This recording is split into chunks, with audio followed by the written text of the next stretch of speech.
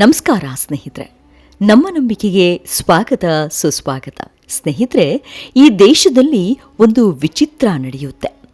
ಅದೇನೆಂದರೆ, ಪುರಾತನ ಗಣೇಶ ವಿಗ್ರಹವನ್ನು ಮರದ ಪೆಟ್ಟಿಗೆಯಲ್ಲಿ ಯಾರಿಗೂ ಕಾಣದಂತೆ ಬಚ್ಚಿಡಲಾಗುತ್ತೆ. ಭಾರತ ಮೂಲದ ತಾಂತ್ರಿಕ ಗುಂಪೊಂದು ಆ ದೇಶಕ್ಕೆ ಅನಾದಿ ಕಾಲದಿಂದಲೇ ಈ ಗಣೇಶನನ್ನ ಕೊಂಡೊಯ್ದಿತ್ತು.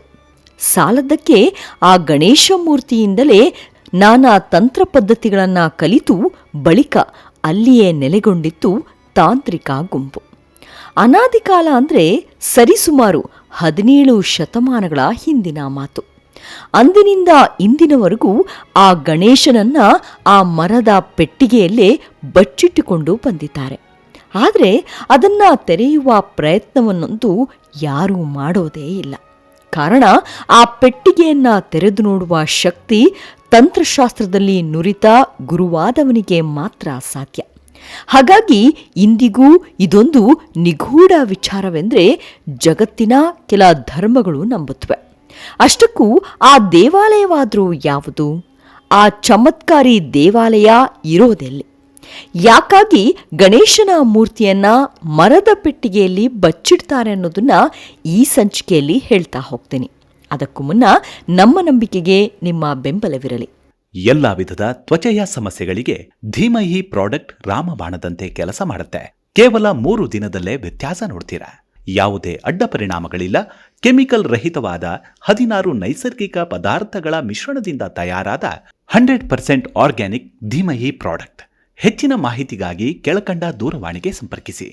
ಸ್ನೇಹಿತರೆ, ವಿಸ್ಮಯ ಹುಟ್ಟಿಸೋ ಈ ದೇವಾಲಯ ಇರೋದು ಸೂರ್ಯನ ನಾಡು ಎಂದೇ ಖ್ಯಾತಿ ಪಡೆದುಕೊಂಡಿರುವ ಜಪಾನ್ ದೇಶದಲ್ಲಿ. ಮೊದಲಿಗೆ ಈ ದೇಶಕ್ಕೂ ನಮ್ಮ ಭಾರತಕ್ಕೂ ಏನ್ ಸಂಬಂಧ? ಪೌರಾಣಿಕ ಕಥೆಗಳಲ್ಲಿ ಜಪಾನ್ ದೇಶದ ಉಲ್ಲೇಖವಾದರೂ ಏನು ಅನ್ನೋದನ್ನ ಗಮನಿಸಿದ್ರೆ, ಜಪಾನ್ನ ಪೌರಾಣಿಕ ಕಥೆಗಳು ಮುಖ್ಯವಾಗಿ ಕೊಜಿಕಿ ಮತ್ತು ನಿಹೋನ್ ಶೋಕಿ ಎಂಬ ಪ್ರಾಚೀನ ಗ್ರಂಥಗಳಲ್ಲಿ ದೊರೆಯುತ್ತವೆ. ಇವುಗಳಲ್ಲಿ ಜಪಾನ್ ದ್ವೀಪಗಳ ಉಗಮದ ಕಥೆಗಳ ವಿವರಣೆ ಸಿಗುತ್ತೆ. ಆ ಗ್ರಂಥ 2 ದೇವತೆಗಳ ಕಥೆಗಳನ್ನು ವಿವರಿಸುತ್ತೆ.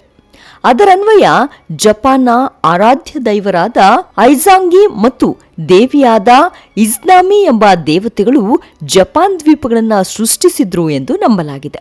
ಮೂಲದೇವನು ಈ 2 ದೇವತೆಗಳಿಗೆ ಆಕಾಶದಿಂದ ಬಂದು ಒಂದು ರತ್ನದ ಬಲೆಯನ್ನ ನೀಡಿ ಸಮುದ್ರವನ್ನ ಕೆದಕಲು ಹೇಳಿದ.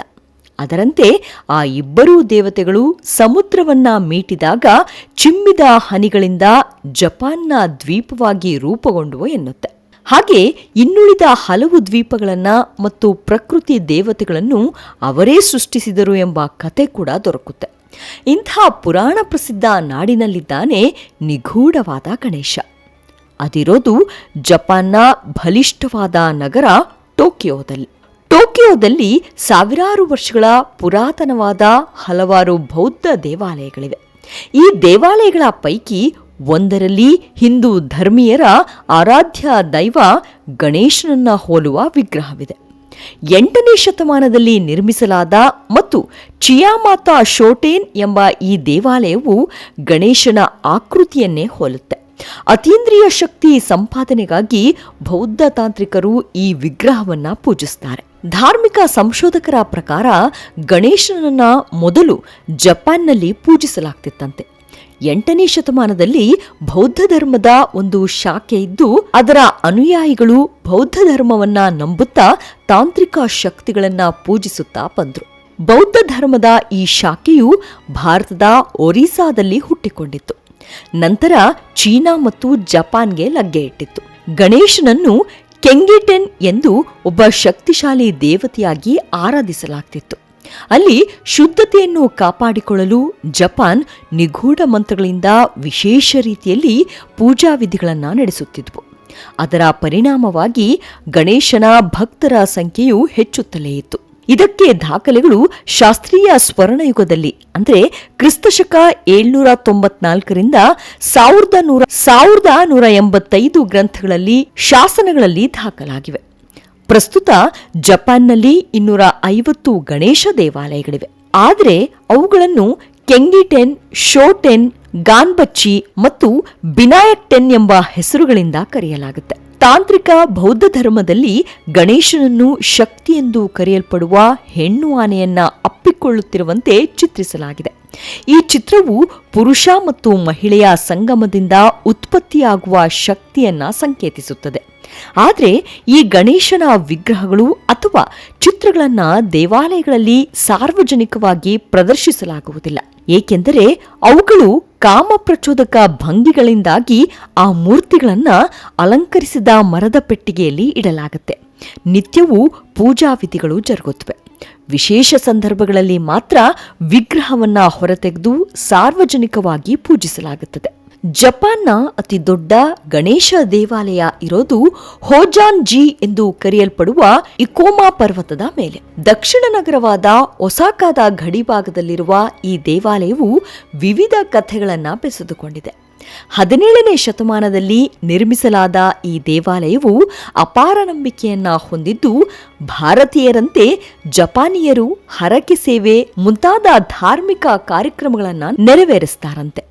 ತಮ್ಮ ಹರಕೆಗಳು ಫಲಿಸಿದ್ರೆ ಉದಾರ ದೇಣಿಗೆಗಳನ್ನು ನೀಡ್ತಾರೆ. ವಿಶೇಷವಾಗಿ ಬೌದ್ಧ ಧರ್ಮದ ಶಿಂಗೋನ್ ಪಂಥದಲ್ಲಿ ಹೆಚ್ಚಾಗಿ ಪೂಜಿಸಲ್ಪಡುತ್ತಾರೆ. ಈ ಗಣೇಶನ ಮೂರ್ತಿಯನ್ನ ಐಶ್ವರ್ಯ, ಸೌಹಾರ್ದ, ವೈವಾಹಿಕ ಸೌಖ್ಯ ಮತ್ತು ವ್ಯಾಪಾರ ಯಶಸ್ಸಿನ ಸಂಕೇತವೆಂದೇ ಭಾವಿಸಲಾಗುತ್ತೆ. ಈ ಗಣೇಶನ ಮೂರ್ತಿಗೆ ಮೂಲಂಗಿಯನ್ನೇ ನೈವೇದ್ಯವಾಗಿ ಅರ್ಪಿಸೋದು ವಿಶೇಷವಾಗಿದೆ. ಅಲ್ಲದೆ ಕೆಂಗಿಂಟೆನ್ ಗಣೇಶನ ಪೂಜೆ ರಹಸ್ಯವಾಗಿ ನಡೆಯುತ್ತೆ. ಇನ್ನು ನಮ್ಮ ಭಾರತದ ಗಣೇಶನಿಗೆ ಜಪಾನ್ ಕೆಂಗಿಟನ್ಗೂ ಏನ್ ವ್ಯತ್ಯಾಸ ಅನ್ನೋದನ್ನ ಗಮನಿಸ್ತಾ ಹೋದ್ರೆ, ಭಾರತದ ಗಣೇಶ ಒಂದು ಆನೆ ತಲೆ, ಒಂದು ದೇಹ, 4 ಕಾಲ್ಗಳು ಸಾಮಾನ್ಯವಾಗಿರುತ್ತೆ. ಮೋದಕ ಹಸ್ತನಾಗಿ ಮೂಷಿಕನನ್ನ ವಾಹನನಾಗಿ ಮಾಡಿಕೊಂಡು ಆಸೀನನಾದಂತೆ ಚಿತ್ರಿಸಲಾಗಿದೆ. ಆದರೆ ಜಪಾನ್ನ ಕೆಂಗಿಂಟೆನ್ ಸಾಮಾನ್ಯವಾಗಿ 2 ಆನೆಗಳ ಮುಖ ಪರಸ್ಪರ ಅಂಟಿಕೊಂಡಂತಿದೆ. ದ್ವಿರೂಪದಿಂದ ಚಿತ್ರಿಸಲಾಗಿದೆ. ಇದು ಪತಿ ಪತ್ನಿ ಏಕತೆಯ ಸಂಕೇತ.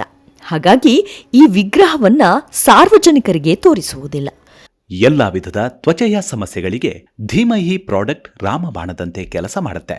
ಕೇವಲ 3 ದಿನದಲ್ಲೇ ವ್ಯತ್ಯಾಸ ನೋಡ್ತೀರಾ. ಯಾವುದೇ ಅಡ್ಡ ಪರಿಣಾಮಗಳಿಲ್ಲ. ಕೆಮಿಕಲ್ ರಹಿತವಾದ 16 ನೈಸರ್ಗಿಕ ಪದಾರ್ಥಗಳ ಮಿಶ್ರಣದಿಂದ ತಯಾರಾದ 100% ಆರ್ಗ್ಯಾನಿಕ್ ಧೀಮಹಿ ಪ್ರಾಡಕ್ಟ್. ಹೆಚ್ಚಿನ ಮಾಹಿತಿಗಾಗಿ ಕೆಳಕಂಡ ದೂರವಾಣಿಗೆ ಸಂಪರ್ಕಿಸಿ. ಭಾರತದಲ್ಲಿ ಸಾರ್ವಜನಿಕ ಗಣೇಶೋತ್ಸವ ಮನೆಗಳಲ್ಲಿ ಮತ್ತು ದೇವಾಲಯಗಳಲ್ಲಿ ಮುಕ್ತ ದರ್ಶನ, ಮಿಠಾಯಿ, ಹಣ್ಣು ನೈವೇದ್ಯ ಇತ್ಯಾದಿ ಪದ್ಧತಿಗಳು ನಡೆದರೆ, ಜಪಾನ್ನಲ್ಲಿ ರಹಸ್ಯ ಪೂಜೆ. ವಿಗ್ರಹವನ್ನ ಮರದ ಪೆಟ್ಟಿಗೆಯಲ್ಲಿ ಇಡ್ತಾರೆ. ಮೂಲಂಗಿ ಮತ್ತು ಸಾಕೆಯನ್ನ ನೈವೇದ್ಯವಾಗಿ ಅರ್ಪಣೆ ಮಾಡ್ತಾರೆ.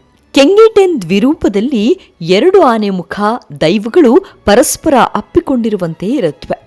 ಇದು ಪುರುಷ ಮತ್ತು ಸ್ತ್ರೀ ಶಕ್ತಿಗಳ ಏಕತೆಯನ್ನ ಸೂಚಿಸುತ್ತದೆ. ಬೌದ್ಧ ತತ್ವದಲ್ಲಿ ಇದು ದೈವತ್ವದಿಂದ ಅದ್ವೈತದ ಕಡೆಗೆ ಸಾಗುವ ಸಂಕೇತ. ಅಂದರೆ ಜೀವನದಲ್ಲಿನ ಸುಖ, ದುಃಖ, ಲಾಭ, ನಷ್ಟಗಳು ಒಂದೇ ನಾಣ್ಯದ 2 ಮುಖಗಳಿದ್ದಂತೆ ಎಂದು ಉಲ್ಲೇಖಿಸುತ್ತವೆ. ಈ ಗಣೇಶನ ದ್ವಿರೂಪವು ದಾಂಪತ್ಯ ಸೌಖ್ಯ ಮತ್ತು ಪರಸ್ಪರ ಗೌರವದ ಸಂಕೇತವಾಗಿದ್ದು, ಅಪ್ಪಿಕೊಳ್ಳುವ ಭಂಗಿ ಪ್ರೀತಿ, ವಿಶ್ವಾಸ ಮತ್ತು ಒಗ್ಗಟ್ಟನ್ನು ಸೂಚಿಸುತ್ತದೆ. ಆದ್ದರಿಂದ ವ್ಯಾಪಾರಿಗಳು ಮತ್ತು ದಂಪತಿಗಳು ಕೆಂಗಿಂಟೆನ್ ಗಣೇಶನನ್ನ ವಿಶೇಷವಾಗಿ ಪೂಜಿಸುತ್ತಾರೆ. ಶಿಂಗೋನ್ ಬೌದ್ಧ ತತ್ವದಲ್ಲಿ ಉಲ್ಲೇಖಿಸಿದಂತೆ, ಮಾನವನಾದವನು ತನ್ನ ಇಚ್ಛೆಗಳನ್ನು ಸಂಪೂರ್ಣವಾಗಿ ತ್ಯಜಿಸುವುದಲ್ಲ, ಅವನು ಶುದ್ಧಗೊಳಿಸಿ ಆಧ್ಯಾತ್ಮಿಕ ಶಕ್ತಿಯಾಗಿ ಪರಿವರ್ತಿಸಬೇಕು ಎಂದಿದೆ. ಅಲ್ಲದೆ ಬೌದ್ಧಿಕ ಆಸೆ ಮತ್ತು ಆಧ್ಯಾತ್ಮಿಕ ಜ್ಞಾನಗಳ ಸಮನ್ವಯದ ಜೊತೆಗೆ ಜೀವನದಲ್ಲಿ ಸಮತೋಲನದ ಅಗತ್ಯಗಳನ್ನು ಸೂಚಿಸುತ್ತೆ.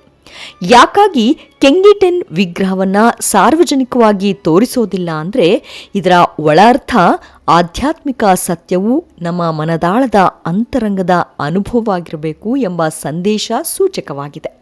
ಹೊರಗಿನ ರೂಪಕ್ಕಿಂತ ಒಳಗಿನ ಏಕತೆ ಅತಿ ಮುಖ್ಯ ಎನ್ನುತ್ತೆ. ಸರಳವಾಗಿ ಹೇಳುವುದಾದರೆ, 2 ಶಕ್ತಿಗಳು ಒಂದು ಸತ್ಯ. ಪ್ರೀತಿ ಮತ್ತು ಜ್ಞಾನ ಒಂದಾದಾಗ ವಿಘ್ನಗಳು ದೂರವಾಗುತ್ತವೆ ಎಂಬ ಗೂಢಾರ್ಥವೂ ಇದೆ.